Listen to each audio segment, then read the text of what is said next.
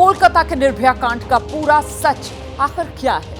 Rape और murder के पीछे क्या सिर्फ एक साइको है या फिर हैवानियत के तार कई और लोगों से जुड़े हुए हैं? ये वो तमाम सवाल हैं जिनका जवाब पूरा देश जानना चाहता है और उन जवाबों की तलाश के लिए सीबीआई जो है वो जांच में जुटी हुई है। देखिए, कोलकाता में लेडी डॉक्टर से रेप और मर्डर की वारदात को आज 11 दिन बीत गए।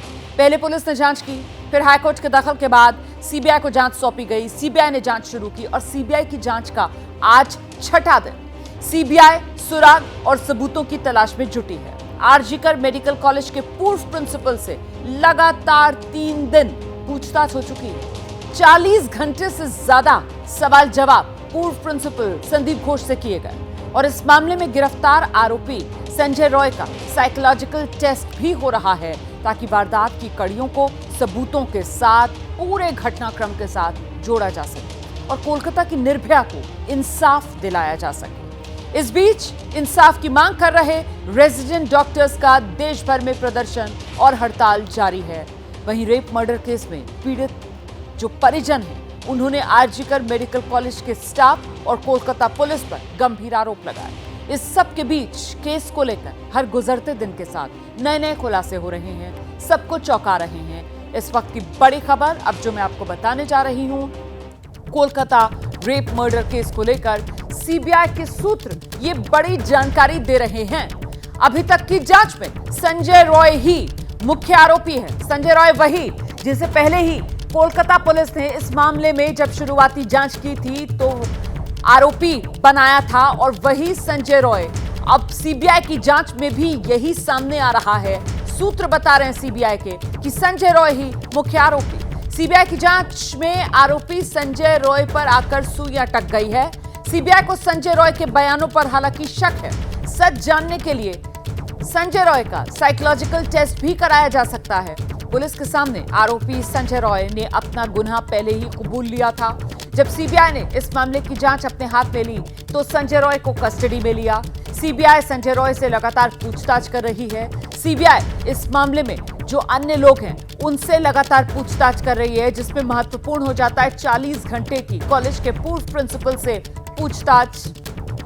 और ऐसे में अब सीबीआई जांच की सुई जो है वो संजय रॉय पर ही आकर अटकती हुई नजर आ रही है। मैं आपको बताती हूँ, इस समय हमारे साथ ग्राउंड से हमारे तमाम सहयोगी मौजूद हैं। मनोज्ञा लोईवाल कोलकाता से, अजातिका सिंह आरएमएल अस्पताल दिल्ली से, सचिन कुमार चंडीगढ़ पीजीआई से, नम्रता दुबे आजाद मैदान मुंबई से और देश भर के अलग अलग इलाकों से ये जो हमारे सहयोगी हमारे साथ मौजूद हैं। देश भर में जो डॉक्टर्स का विरोध प्रदर्शन चल रहा है, हड़ताल मार्च अलग अलग शहरों में हो रही है, उसका अपडेट देंगे। लेकिन फिलहाल कोलकाता जहां पर सीबीआई इस पूरे मामले की जांच में जुटी हुई है, उसका जो बड़ा अपडेट आ रहा है वो जानने के लिए पहले आपको मनोज्ञा के पास लेकर चलते हैं। सीबीआई जांच का छठा दिन आज मनोज्ञा, और अब तस्वीर क्या साफ हो रही है, सूत्र क्या बता रहे हैं? वही जो कोलकाता पुलिस ने पहले जांच की थी, मुख्य आरोपी संजय रॉय, उसी के इर्द गिर्द आकर सिमटती हुई ये जांच सीबीआई की भी नजर आ रही है क्या?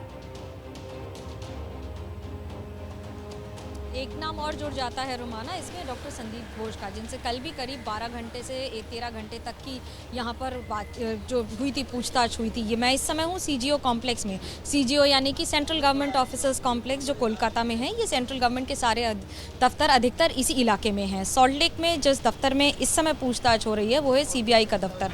सीबीआई के दफ्तर पर सबकी नजरें कारण, क्योंकि उनके पास इस समय ये मामला है। लेकिन सबसे महत्वपूर्ण हो जाता है पूछताछ का दौर, जो पिछले 3 दिनों से लगातार डॉक्टर घोष के लिए जारी है, जिसमें पहले दिन करीब 15 घंटे, उसके बाद करीब 12 से 14 घंटे और कल भी 12 घंटे की पूछताछ हुई है। पूछताछ की सुई इसलिए बार बार उन पर जाकर रुकती है क्योंकि वो प्रिंसिपल थे। क्या जो दावे और जो जिस तरह के आरोप लग रहे हैं कि कुछ चीज़ों को छुपाया गया है, नहीं बताया गया है, परिवार को क्या बताया गया, उस समय क्या बताया गया, ये सारे ऐसे छोटे छोटे डॉट्स हैं जिनको सीबीआई पूरी तरह से मिलाने की कोशिश कर रही है। और दूसरा सबसे बड़ा नाम आ जाता है संजय रॉय, जो मुख्य आरोपी हैं और इस समय सीबीआई की कस्टडी में है। कोलकाता पुलिस ने गिरफ्तार तो किया था पर हैंडओवर कर दिया। अब तीसरा जैसे सीबीआई ने इस मामले की जांच अपने हाथ में ली थी, कस्टडी संजय रॉय की ले ली गई थी। और देखिए, जो पूर्व प्रिंसिपल न सिर्फ इस वजह से वो इस समय आरोपों के कटघरे में खड़े हुए नजर आ रहे हैं कि जिस समय ये वारदात हुई उस समय वही जो संदीप घोष हैं वो इस कॉलेज में प्रिंसिपल के तौर पर तैनात थे, बल्कि जो उनका इसी कॉलेज में पिछले 3 साल का कार्यकाल है वो भी बेहद विवादित रहा है। इस बीच एक और बड़ी खबर आपको बताती हूँ। कोलकाता रेप मर्डर केस में सीबीआई जांच अब तेजी से आगे बढ़ रही है और सीबीआई ने अब तक 20 लोगों के स्टेटमेंट रिकॉर्ड किए हैं। सीबीआई ने डॉक्टर्स, नर्सेस के बयान दर्ज किए हैं। वारदात वाली रात का सच जानने की कोशिश में सेमिनार हॉल के पास जो तोड़फोड़ की गई उसके बारे में भी सीबीआई ने जानकारियां जुटाई हैं। एक बार फिर से आपको लेकर चलेंगे। मनोज्ञा लोईवाल इस समय हमारे साथ मौजूद है। मनोज्ञा, तो ये 2 किरदार, एक तो आरोपी, मुख्य आरोपी संजय रॉय, दूसरा पूर्व प्रिंसिपल संदीप घोष, इसके अलावा और जो स्टेटमेंट्स रिकॉर्ड किए गए हैं और जो अलग पहलुओं को लेकर सीबीआई ने अपनी जांच आगे बढ़ाई, जिसमें क्योंकि सवाल उठे थे कि सेमिनार हॉल जो मौका वारदात था उसके ठीक सामने वाले कमरे की दीवार क्यों तोड़ी गई, इन पहलुओं को लेकर भी सीबीआई जांच कर रही है। बिल्कुल, कल भी 3D मैपिंग की गई आरजीकर अस्पताल में और ये जानकारी हासिल करने की कोशिश की गई कि जो पूरा जो ये आरोप लग रहे हैं कि क्या दीवार टूटी है, क्या बना है, क्या नहीं बना है। ये बताया जा रहा था कि आरजीकर में डॉक्टर्स ने वॉशरूम की मांग की थी जिसकी वजह से ये कार्रवाई जारी थी, लेकिन सवाल उसकी टाइमिंग पर उठ रहे हैं और यही वजह है कि शक की सुई बार बार इन सारी घटनाओं पर जा रही है। पर दूसरी महत्वपूर्ण डेवलपमेंट आज के सारे दिन में जो होगी वो है कोलकाता पुलिस की बड़ी भूमिका। कोलकाता पुलिस की भूमिका में जहाँ एक और पुलिस कमिश्नर विनीत गोयल ने साफ कह दिया है कि अगर हमारी गलती है तो हम लीगली लायबल हैं, सीबीआई हमें बुलाए, हमें पता है हमने कोई गलती नहीं की, हम उसका जवाब देंगे। तो वहीं दूसरी ओर बार बार समन जो भेजे जा रहे हैं, जिसमें से आज 2 डॉक्टर्स को भी पेश होना है लाल बाजार में, जो कि कोलकाता पुलिस का हेडक्वार्टर है। उस पूरी बिल्डिंग को, इमारत को लाल बाजार कहा जाता है, वहाँ पर और उस इलाके को भी, वहाँ पर आज करीब दोपहर 2 बजे के आसपास दोनों डॉक्टर्स के आने की बात है। तो वहीं डॉक्टर सुखेंदु शेखर रॉय, जिन पर ये आरोप लग रहे हैं, जिनको 2 बार नोटिस कल कोलकाता पुलिस ने भेजा है, जो तृणमूल कांग्रेस के सांसद हैं और अपनी ही पार्टी के खिलाफ बोलने के लिए ऐसा माना जा रहा है कि उनको इस तरह की घटनाओं के थ्रू होते हुए गुजरना पड़ रहा है। पर आज भी वो कितने बजे आएंगे इसकी अभी कोई जानकारी नहीं। तो आप नजर बनाकर रखिए, जैसे कोई और अपडेट होगा आपके माध्यम से फौरन दर्शकों तक पहुंचाएंगे। और इस बीच देखिए, कोलकाता रेप मर्डर केस को लेकर एक और बड़ी जानकारी आपको देने जा रही हूं। 71 पद्म विजेता डॉक्टर्स ने प्रधानमंत्री मोदी को खत लिखा है। 5 मुख्य मांगों को लेकर प्रधानमंत्री नरेंद्र मोदी को चिट्ठी डॉक्टर्स की तरफ से लिखी गई है। और वो डॉक्टर्स जो देश के जाने माने प्रसिद्ध डॉक्टर्स हैं, जिन्होंने अपनी फील्ड में एक्स्ट्रॉर्डिनरी काम किया है, जिसके लिए उन्हें पद्म सम्मान से देश में नवाजा गया है। 5 मुख्य मांगों को लेकर ऐसे डॉक्टर्स का प्रधानमंत्री नरेंद्र मोदी को खत। स्वास्थ्य कर्मियों के खिलाफ हिंसा पर विशेष कानून बनाया जाए, अस्पतालों में बेहतर सुरक्षा प्रोटोकॉल्स लागू किए जाए। ये वो मांग है जो 71 पद्म विजेता डॉक्टर्स ने प्रधानमंत्री नरेंद्र मोदी को चिट्ठी लिखकर की है। तो मौजूदा कानूनों को सख्ती से लागू किया जाए, यौन हिंसा के अपराधियों के लिए सजा और कठोर की जाए, अस्पतालों और चिकित्सा संस्थानों में कड़ी सुरक्षा मुहैया कराई जाए, स्वास्थ्य कर्मियों की सुरक्षा के लिए विशेष कानून बनाए जाएं, स्वास्थ्य कर्मियों के खिलाफ हिंसा के लिए कठोर सजा का प्रावधान हो, मौजूदा कानूनों को भी सख्ती से लागू किया जाए। ये वो मांग जो डॉक्टर्स की तरफ से की गई है। प्रधानमंत्री के दखल की मांग। आईएमए से जुड़े ये डॉक्टर्स, पद्म विजेता डॉक्टर्स, जिन्होंने ये लेटर प्रधानमंत्री नरेंद्र मोदी को लिखा है। हम सीधे आपको लेकर चलते हैं। देश भर में डॉक्टर्स में गुस्सा है, उबाल है। हमारे सहयोगी सचिन इस समय मौजूद हैं। सचिन, आप जहां पर मौजूद हैं वहां पीछे प्रदर्शनकारी डॉक्टर्स क्या कह रहे हैं? जी रोमाना, मैं पीजीआई चंडीगढ़ में हूं इस वक्त और यहां पे रेजिडेंट डॉक्टर्स जो हैं वो लगातार प्रदर्शन कर रहे हैं, कोलकाता के इंसिडेंट के खिलाफ न्याय की मांग कर रहे हैं। आज रक्षाबंधन है तो पीजीआई में रेजिडेंट डॉक्टर्स जो हैं यहां पे सिक्योरिटी गार्ड्स को जो है राखी बांध के जो है उनसे सिक्योरिटी का एश्योरेंस ले रहे हैं एक तरीके से, और सिक्योरिटी गार्ड्स जो हैं वो भी एक सॉलिडारिटी जो है वो दिखा रहे हैं। ये आप देख सकते हैं, तमाम जो सुरक्षाकर्मी हैं पीजीआई चंडीगढ़ के, वो एक लाइन में बैठे हैं और उनके सामने जो रेजिडेंट डॉक्टर्स बैठी हैं उन्होंने राखी जो है बांधी है इन सिक्योरिटी गार्ड्स को। एक एश्योरेंस जो है, एक भरोसा जो है सुरक्षा का जो है वो लिया गया है सिक्योरिटी गार्ड से, और साथ ही साथ सिक्योरिटी गार्ड्स की तरफ से भी ये कोशिश है सॉलिडारिटी दिखाने की डॉक्टर्स के साथ कि जो कोलकाता का इंसिडेंट हुआ है उसमें जो न्याय के लिए जो ये लड़ रहे हैं उसमें ये तमाम सिक्योरिटी गार्ड जो हैं साथ हैं। पहले रेजिडेंट डॉक्टर्स हैं, उनसे जान लेते हैं। क्या नाम है आपका? Doctor Nancy. आपने राखी बांधी है, सिक्योरिटी गार्ड्स को संदेश क्या देना चाहते हैं इससे? क्योंकि हम 24 घंटे ड्यूटी पे होते हैं तो ये हमारे साथ होते हैं, तो हम ये चाहते हैं कि हमारी जैसे पहले भी करते आ रहे हैं और अब भी करें, प्रोटेक्शन करें हमारी। जो कोलकाता में हुआ है वैसा इंसिडेंट ना हो, बस यही चाहते हैं। देख सकते हैं आप कि एक तरीके से सिक्योरिटी की एश्योरेंस जो है सुरक्षा कर्मियों से ले रहे हैं। ये तमाम रेजिडेंट डॉक्टर्स हैं, रेजिडेंट आरडीए पीजीआई के झंडे तले जो हैं ये यहाँ धरना दे रहे हैं और लगातार यहाँ बैठे हुए हैं और सुरक्षा कर्मी भी जो है इनके सामने बैठे हुए हैं। बार-बार रक्षाबंधन के मौके पे ये सिर्फ किसी एक दो शहर, एक दो राज्य तक सीमित मामला नहीं है, ये देश भर में डॉक्टर्स में नाराजगी है और अपनी सुरक्षा को लेकर चिंता है। और इसी को लेकर मुंबई में आज एक बड़े प्रोटेस्ट की तैयारी में डॉक्टर्स, जहां पर मार्च भी होगी। नम्रता दुबे हमारी सहयोगी मुंबई से इस समय हमारे साथ मौजूद हैं और डिटेल शेयर कीजिए नम्रता। रोमाना, सबसे पहले मैं आपको तस्वीरें दिखाती हूँ। आज़ाद मैदान में तमाम सीनियर डॉक्टर्स और सिटीजन्स यहाँ पर मौजूद हैं और इनकी तरफ से यहाँ मार्च निकाला जाएगा, प्रदर्शन किया जा रहा है। ड्रेस कोड इन्होंने रखा है सफ़ेद यानी शांति का, लाल यानी कि युद्ध करने का। तो दोनों तरह से डॉक्टर्स जो हैं वो तैयार हैं। दूर दूर से तमाम लोकेशन से डॉक्टर्स यहाँ पर पहुँचे हैं, खासतौर पर महिला डॉक्टर्स यहाँ पर मौजूद हैं। सबके हाथ में पोस्टर्स हैं और इनकी तरफ से लगातार मांग की जा रही है कि सुरक्षा जो है वो अस्पताल में भी बढ़ाया जाए। क्या कहेंगे? सफेद और लाल रंग आप लोग लेकर आए, ड्रेस कोड, प्रोटेस्ट कर रहे हैं, क्या इसके पीछे का मैसेज है? सफ़ेद है जो वो पीस का तरीका बता रहा है कि we want peace, and the red is for the violence and the agony that we are facing because of the incident that has taken place at RG Kar Medical College. क्या कुछ मांग करते हैं आप लोग? काली पट्टियां बांधी हैं आप लोगों ने। हम है ना सरकार से इंसाफ चाहते हैं कि ये वापस से रिपीट ना हो। ये हम यहाँ पे इसलिए यहाँ खड़े हैं कि हम एकदम स्ट्रिक्ट रूल चाहते हैं अगेंस्ट वॉट एवर हैपेंड।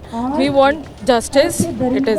तो इस तरह के पोस्टर्स लेकर तमाम महिला डॉक्टर्स जो हैं वो पहुंची हैं, छोटे बच्चे भी यहाँ पर शामिल हुए हैं और आप देख सकते हैं कि डी शेप में पूरा एक ह्यूमन चेन बनाया है। डी यानी डॉक्टर्स के नाम पर यहाँ पर पूरा चेन बनाया गया है। डॉक्टर्स की तरफ से स्पीच दिया जा रहा है, मैसेज दिया जा रहा है। यहाँ पर पीड़िता को श्रद्धांजलि यहाँ पर दी गई है। मैं एक बार आपको फिर यहाँ पे तस्वीरें दिखाऊं। तमाम डॉक्टर्स जो हैं वो दूर दूर से आए। मैम, क्या कहेंगी? जिस तरह की घटना हुई है उसके बाद आप लोग यहाँ आंदोलन के लिए पहुंचे हैं।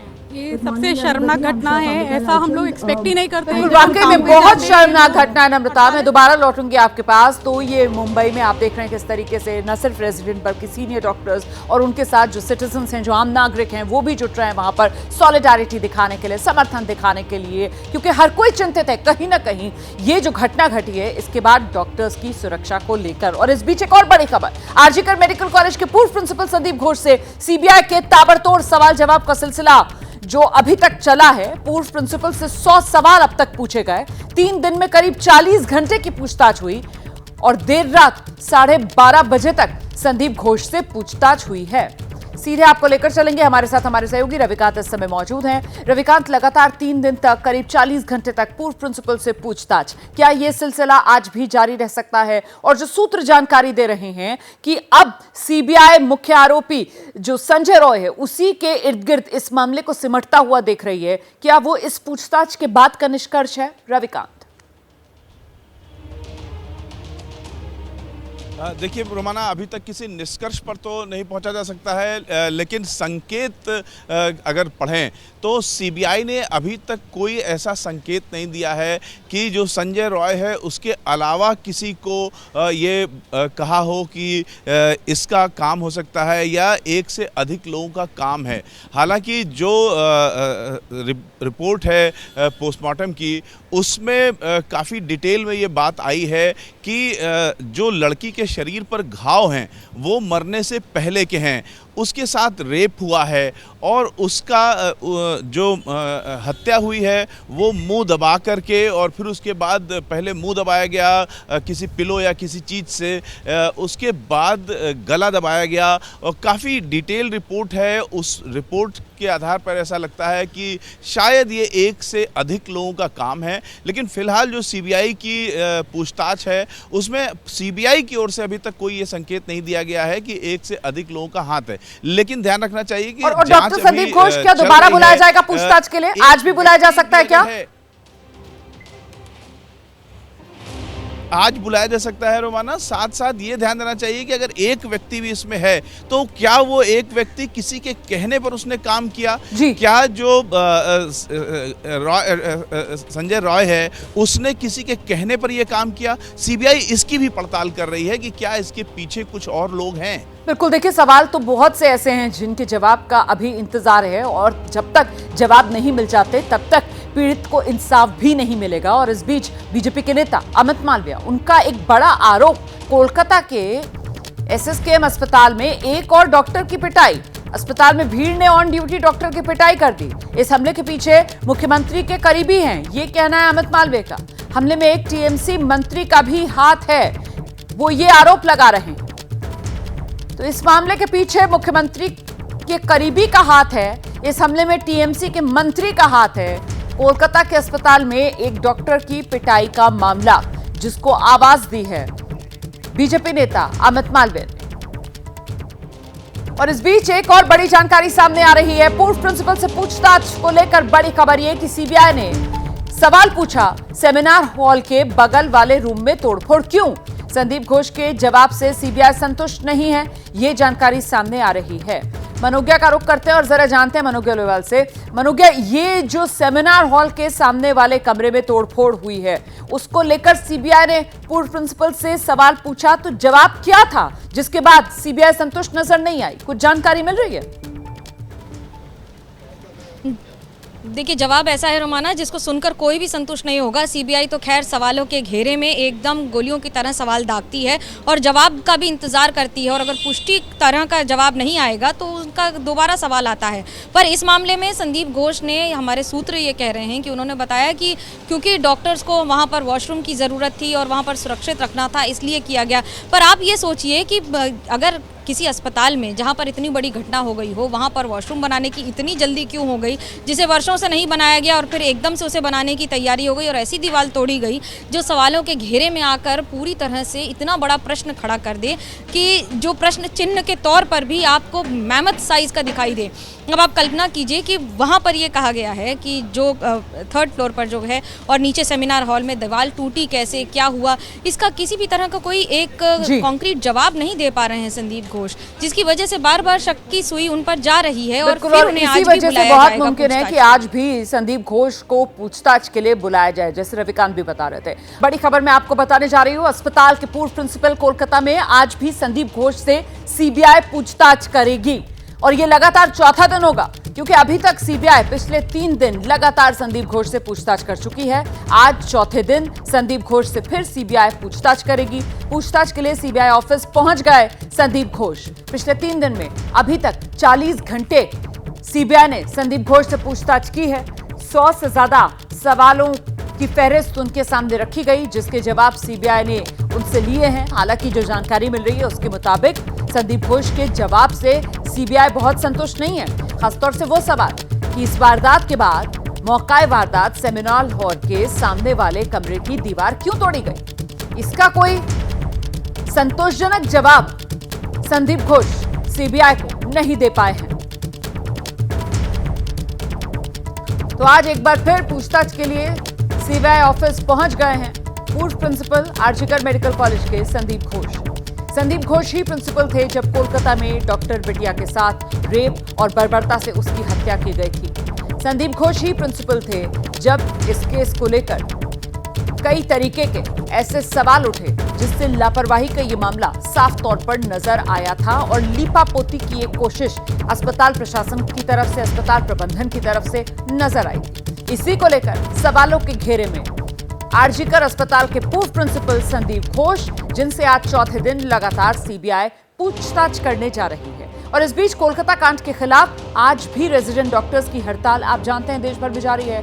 दिल्ली में आज सड़क पर ओपीडी लगाने की तैयारी में है डॉक्टर्स। एम्स के रेजिडेंट डॉक्टर्स दिल्ली में निर्माण भवन के बाहर सड़क पर आज ओपीडी लगाएंगे। सड़क पर ओपीडी लगाने का मतलब यह है कि सड़क पर बैठकर आज मरीजों का इलाज करेंगे डॉक्टर्स। हम सीधे आपको लेकर चलते हैं। हमारे साथ हमारी सहयोगी अचातिका इस समय मौजूद हैं। अचातिका, डॉक्टर्स आज सड़क पर बैठकर इलाज करने की तैयारी में हैं। क्या कह रहे हैं डॉक्टर्स? आपके साथ क्या कुछ डॉक्टर्स मौजूद हैं, जरा जानिए उनसे। रुमाना, देखिए, डॉक्टर्स कह रहे हैं कि वो सड़क पर बैठकर इलाज करेंगे। जो अस्पतालों के ओपीडीज हैं वहां से हड़ताल पर हैं, लेकिन डॉक्टर्स लगातार अपने हड़ताल के दौरान ये दावा कर रहे हैं कि हम ऐसे में ओपीडी जरूर बंद कर रहे हैं, लेकिन आपातकालीन सर्विसेज यानी इमरजेंसी सर्विसेज लगातार जारी रहेंगी। लेकिन क्या वो सच में जारी हैं, ये हम ग्राउंड रियलिटी आपको दिखा रहे हैं। राम मनोहर लोहिया अस्पताल के बाहर मैं मौजूद हूँ और ऐसे परेशान लोग हमें कई सारे दिखाई दे रहे हैं। मेरे साथ कुशील जी मौजूद हैं। उनके हाथ में जो ये पर्चा है, ये संजय गांधी अस्पताल का पर्चा है, जो कि रेफर किया गया था इमरजेंसी सर्विसेज के लिए। उनकी बहू को वो सुबह के 4 बजे राम मनोहर लोहिया अस्पताल लेकर आए हैं, इमरजेंसी सर्विसेज के लिए लेकर आए हैं। लेकिन 4 बजे से अब 10:30 से ज्यादा का वक्त हो गया है, अब तक मरीज को किसी ने अटेंड नहीं किया है। ऊपर से कुशील जी को पूरे अस्पताल के एक के बाद एक चक्कर लगवाए जा रहे हैं। क्या कुछ हुआ है 4 बजे से? क्या कोई देखने आया है? सब बताइए एक एक करके। अभी मैडम ये कोई देखने नहीं आया है। अभी लाइन में गए हैं तो उसका सर आए थे, उसका 23 नंबर में जाओ, 1 नंबर से 23 नंबर, 23 नंबर में जाओ, 23 नंबर नहीं है मैडम जी तो दूसरे के पास जाओ, ऐसे कर करके फिर कहता है दूसरे। बिल्कुल, ये मरीजों की परेशानी है। बहुत शुक्रिया आपका इस बातचीत के लिए जातिका। तो कुल मिलाकर यहाँ पर जो इमरजेंसी सर्विसेज जारी हैं और सुविधा में कोई दिक्कत नहीं आएगी मरीजों को, एक तरीके से उसकी ये पोल यहाँ पर खुलती हुई एक तरीके से जरूर नजर आ रही है। आगे बढ़ते हैं, अगली खबर का हम रुख करें। उससे पहले एक और बड़ी खबर आपको बता देते हैं। अस्पताल के पूर्व प्रिंसिपल संदीप घोष से आज भी सीबीआई पूछताछ करने की तैयारी में है। संदीप घोष जो हैं वो पहुंच चुके हैं सीबीआई दफ्तर, जहां उनसे पूछताछ की जाएगी। लगातार चौथे दिन सीबीआई संदीप घोष से पूछताछ करने जा रही है। पूछताछ के लिए सीबीआई ऑफिस पहुंच गए हैं संदीप घोष। आरजीकर अस्पताल के पूर्व प्रिंसिपल संदीप घोष लगातार चौथे दिन संदीप घोष से सीबीआई की पूछताछ। इससे पहले 3 दिन सीबीआई 40 घंटे तक संदीप घोष से पूछताछ कर चुकी है। 40 घंटे में 100 सवाल जो सीबीआई की तरफ से संदीप घोष के सामने रखे गए और उनमें से कई सवालों के जवाब ऐसे जिससे सीबीआई संतुष्ट नहीं है। संतोषजनक जवाब संदीप घोष नहीं दे पा रहे और इसीलिए सीबीआई का घेरा संदीप घोष पर इस रूप में कसता हुआ कि एक दिन के बाद अगले दिन, फिर अगले दिन के बाद, उसके अगले दिन, फिर उसके अगले दिन के बाद, चौथे दिन लगातार ये सिलसिला जारी है। इस बीच एक और बड़ी खबर, महिला सुरक्षा को लेकर ममता सरकार घिरती हुई नजर आ रही है। कोलकाता के निर्भया कांड पर राज्यपाल सीवी आनंद बोस का बयान आया है। महिलाओं के लिए बंगाल सुरक्षित नहीं, ये कहना है राज्यपाल का। ममता सरकार महिला सुरक्षा में फेल हुई है। Bengal is not a place safe for women. Bengal has failed its women, not Bengal society. The present government of Bengal has failed the women folk. They are scared. They are scared of gundas. This has been created by a government which is insensitive to this issue. That is what is reflected in the gruesome tragedy that has taken place in RG-Kar. That should not be repeated again. आगे बढ़ेंगे, अगली बड़ी खबर का रुख करते हैं। वायनाड में आप जानते हैं 30 जुलाई की रात कहर बरपा था। लैंडस्लाइड ऐसी जिसने पूरे देश को झकझोर कर रख दिया और इस प्राकृतिक आपदा ने सैकड़ों लोगों की जान ले ली थी, कई लोगों को बेघर कर दिया था। अब इससे जुड़ी बड़ी खबर, वायनाड में लैंडस्लाइड का सीसीटीवी फुटेज सामने आया। 30 जुलाई को वायनाड में लैंडस्लाइड हुआ था। चूरलमाला में एक बेकरी में लगे सीसीटीवी की ये तस्वीरें हैं। चंद सेकंड के सैलाब में कैसे सब कुछ तबाह हो गया। 30 जुलाई को वायनाड में जो लैंडस्लाइड आया उसकी सीसीटीवी तस्वीरें सामने आई हैं। चूरलमाला यहाँ की एक बेकरी की तस्वीरें, ये देखिए किस तरीके से ये सैलाब आया था जो सब कुछ अपने साथ बहाकर ले गया। बहाव देखिए पानी का। ये सीसीटीवी जो है वो एक बेकरी में लगा हुआ था और उसी में ये तस्वीरें कैद हुई हैं। अचानक से ये तेज बहाव के साथ मलबा, पानी का तेज बहाव था और अपने साथ बहुत सारी मिट्टी बहाकर लाया था और इसीलिए मलबे का सैलाब था। ऊंची ऊंची इमारतों को कैसे इसने अपनी जद में ले लिया।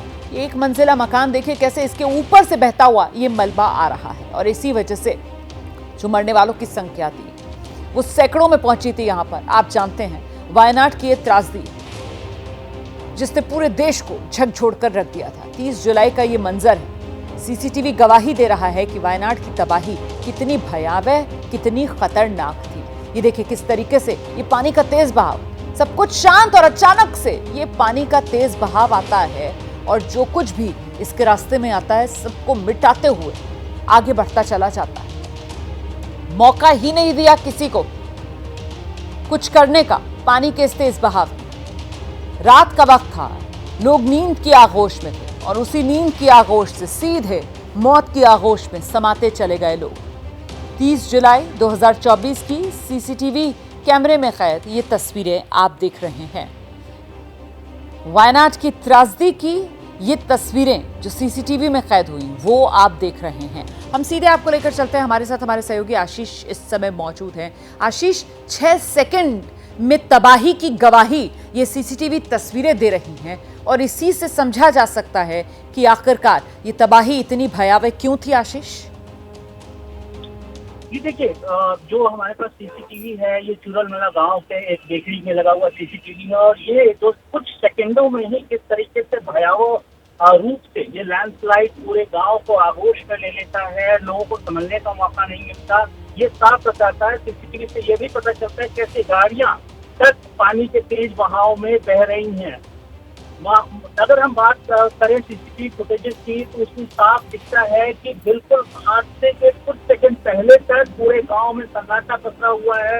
लोग आराम से सो रहे हैं, आराम कर रहे हैं और अचानक से पानी का तेज बहाव जो करीब 10 से 12 फीट तक की ऊंचाई तक का था उसने पूरे गांव को अपने आगोश में ले लिया। और शायद यही वजह है कि चूरलमला और मुंदकई जो 2 गांव हैं वहां पर मौत का आंकड़ा 320 तक पहुंच चुका है और अभी भी 130 लोग लापता हैं जिनकी तलाश के लिए सरकार प्रयत्न कर रही है। 130 लोग अभी भी लापता हैं और 2 गांव चूरलमला की अगर हम बात करें तो चूरलमला के कई सारे ऐसे गांव वार्ड्स हैं जो पूरी तरीके से अब रहने योग्य नहीं बचे हैं। पूरा का पूरा जो वार्ड है वहाँ के लोगों के या तो लापता है या उनकी मौत हो चुकी है।